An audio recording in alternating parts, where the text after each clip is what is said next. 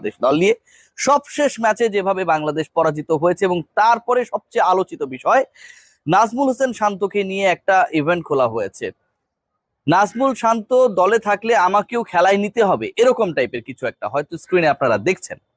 নাজমুল হোসেন শান্তর ফর্ম নিয়ে, ক্যাপ্টেন্সি নিয়ে, প্রেজেন্স নিয়ে এত বেশি প্রশ্ন তৈরি হয়েছে যে নাজমুল শান্ত যদি বাংলাদেশ দলের হয়ে পরের ম্যাচে খেলে, নাজমুল শান্তকে যদি 11-এ বিবেচনা করা হয়, তাহলে সাধারণ মানুষ যারা, তাদের দাবি তাদেরকেও দলে রাখতে হবে। তার মানে সাধারণ মানুষের যে পারফরমেন্স, গড়পড়তা পারফরমেন্স, প্রফেশনাল ক্রিকেটের সাথে নিশ্চয়ই আপনার আমাদের ব্যক্তিগত ক্রিকেটীয় পারফরমেন্স মিলবে না, কিন্তু সেই পারফরমেন্সকে ক্যাপ্টেনের পারফরমেন্সের সাথে তুলনা করা হচ্ছে এবং এই ইভেন্টে বেশ হাস্যরসাত্মক আলোচনা চলছে। নাজমুল হোসেন শান্তকে তাহলে পরের ম্যাচে বাংলাদেশ যেই ম্যাচটা খেলবে নিউজিল্যান্ডের বিপক্ষে, সেখানটায় রাওয়ালপিন্ডিতে থাকছেন না, ক্যাপ্টেনকে বাদ রেখে কি বাংলাদেশ দল তার 11 সাজাবে? এমন ঘটনা ঘটার সম্ভাবনা কতটুকু? শান্ত বাদ পড়লে ক্যাপ্টেন্সি কে করবে? অনেকগুলো প্রশ্ন। এই প্রশ্নের উত্তরে যাবার আগে আমি কিছু ফ্যাক্টস আলোচনা করতে চাই এবং ডেফিনেটলি এই প্রশ্নের উত্তর আপনাদের সামনে আমি তুলে ধরবো এই আলোচনাতেই। দেখুন, বাংলাদেশ যে ম্যাচটা হেরেছে, এখানটায় নাজমুল শান্ত এবং পুরো দল, ম্যানেজমেন্ট যারা থিঙ্ক ট্যাঙ্ক হিসেবে কাজ করেছে, তাদের যথেষ্ট প্রভাব রয়েছে। সবচেয়ে বড় জায়গা যেটা, captain he has to lead from the front. কিন্তু ক্যাপ্টেনকে যখন আমরা দেখি যে বাংলাদেশ দল তার বোলিং ইনিংসে মুস্তাফিজকে দিয়ে এবং তাসকিনকে দিয়ে ওপেন করায়, ফার্স্ট চেঞ্জে আমরা দেখি যে তানজিম সাকিবকে আনা হয়, আমার কাছে মনে হয় ভারতীয় ব্যাটিং ইনিংসের সবচেয়ে সুবিধাটা আমরা করে দিয়েছিলাম। দুই ব্যাটসম্যান যে প্রায় 70 রানসের কাছাকাছি একটা পার্টনারশিপ করলেন, সেই জায়গার প্ল্যাটফর্মটা আমরা করে দিয়েছিলাম আমাদের ওই পার্টিকুলার ডিসিশনের মাধ্যমে।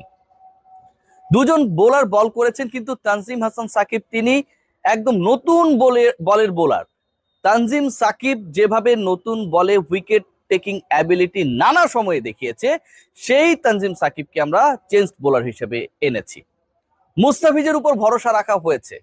মুস্তাফিজ যে জাতীয় দলে ইদানিং সময়ে খেলছেনি অনেকটা নামের ভারে, ফিজ ওই যে একটা নাম মুস্তাফিজুর রহমান, অভিষেকের পর একদম উল্টে পাল্টে ফেলেছিলেন পৃথিবী। এখন তিনি আইপিএল এ ব্যর্থ থাকেন, বিপিএল এ পারফর্ম করতে পারেন না, আন্ডার পারফর্মারদের একজন। বাংলাদেশ প্রিমিয়ার লিগে অনেক বড় বড় ক্রিকেটার পিপিএল এ আসেন নাই, সেই গড়পড়তা অথবা মাঝারি মানের থেকেও নিচের মানের ক্রিকেটাররা, ব্যাটাররা মুস্তাফিজের বলে পিটিয়ে সুতা খুলে ফেলে, সেই ফিজ হচ্ছে অটোমেটিক চয়েস। ইন্টারেস্টিং পার্ট যেটা, বাংলাদেশ দল নাহিদ রানার মতো একজন পেসারকে, যাকে নিয়ে ম্যাচের আগে প্রচুর অ্যানালিসিস করেছে ইন্ডিয়ান থিঙ্ক ট্যাঙ্ক, তাদের মিডিয়া, তাদের সমর্থক, চ্যাম্পিয়ন্স ট্রফি কাভার করা সাংবাদিকরা সবাই, সেই নাহিদ রানাকে একাদশে রাখা হয় নাই। এখন আপনারা বলতে পারেন যে তাসকিন, তানজিম সাকিব, নাহিদ রানা সবাই যদি থাকে বাদ পড়বে কে? আবার ফিজকে আপনি খেলাইতে চান বা এরকম উইকেটে ফিজের খুব প্রয়োজনীয়তা রয়েছে। একটা ব্যাপার কি বাংলাদেশ দলের ম্যানেজমেন্ট কোনোভাবে বোঝার চেষ্টা করেছে, Nahid Rana is a surprise package.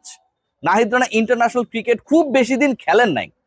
এই টাইপের বোলাররা, এই টাইপের ক্রিকেটাররা, এই টাইপের ব্যাটার, মানে যেই হোক না কেন, তার রোলটা যাই হোক না কেন, যখন আপনি তাকে দলভুক্ত করবেন, 11-এ থাকবেন, তাকে নিয়ে একটু হলেও কিন্তু চিন্তা ভাবনা, সচেতনতা কাজ করে।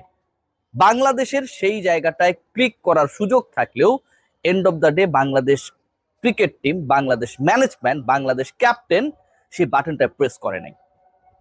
বাংলাদেশ দলকে নিয়ে ব্যাখ্যা করতে গিয়ে যে ব্যাখ্যাটা সবচেয়ে বেশি উঠে এসেছে ইন্ডিয়ার দিক থেকে, যে বাংলাদেশে একজন স্পিনার কম ছিল, ওই জায়গাটায় কি আমরা কোনোভাবে নাসুম আহমেদকে অ্যাকোমোডেট করার চেষ্টা করতে পারতাম না? বাংলাদেশ একজন বাঁহাতি স্পিনারকে খেলাচ্ছে না, লেফট আর্ম অর্থোডক্স ছাড়া বাংলাদেশ খেলতে নামছে 50 ওভার ক্রিকেটে, এটাও কি কিছুটা হলো চমকপ্রদ ছিল না?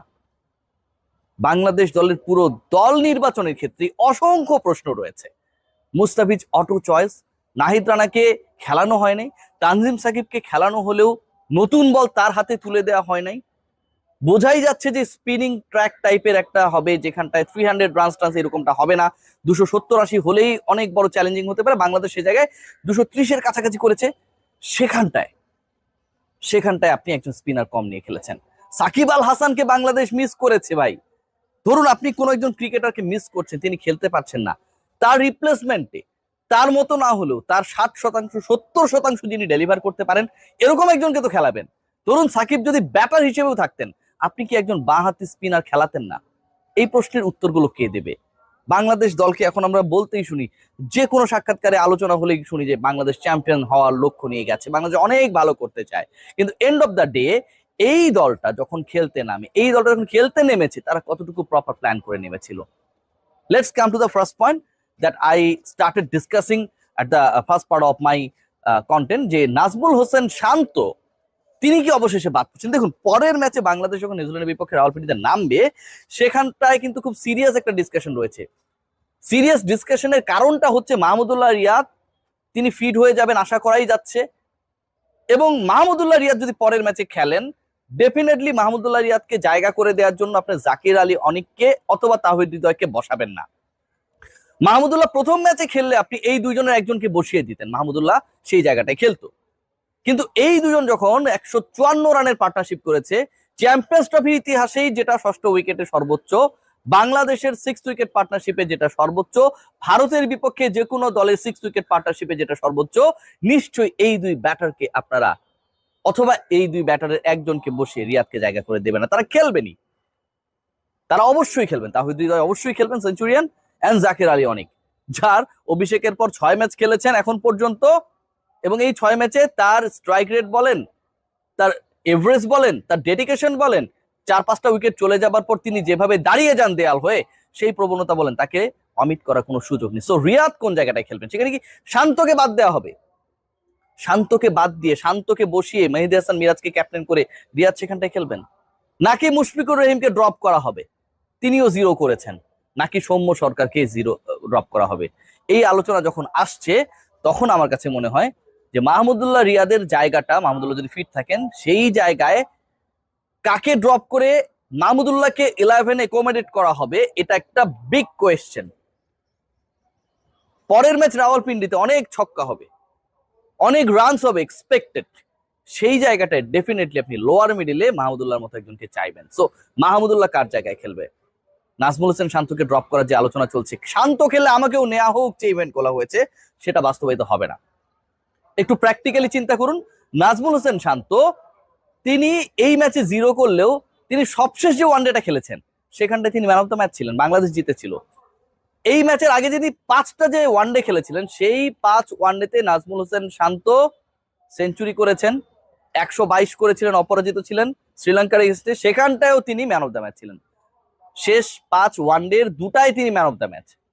অনেক প্রশ্ন থাকতে পারে শান্তর অ্যাবিলিটি নিয়ে, ব্যাটিং নিয়ে, প্রশ্নবিদ্ধ হতে পারে তার ক্যাপ্টেন্সি, কিন্তু পারফরমেন্স ওয়াইজ নাজমুল হোসেন শান্ত একটা জিরো করে দলের বাইরে চলে যাবেন, এই চিন্তাটা না করাই ভালো। আরেকটা কথা বলি, শেষ করব। আনফিট সৌম্য সরকারের থেকে আমার কাছে মনে হয় Liton Kumar Das is a better option according to his keeping ability, according to the role he played as a batter, right handy batter.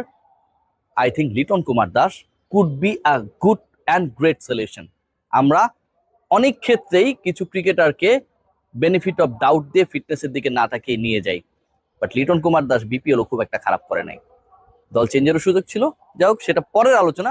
But Liton থাকলে আমার কাছে মনে হয় আমরা আরো বেশি হোপফুল হতে পারতাম। টেক গ্রেট কেয়ার, সবাই ভালো থাকবেন।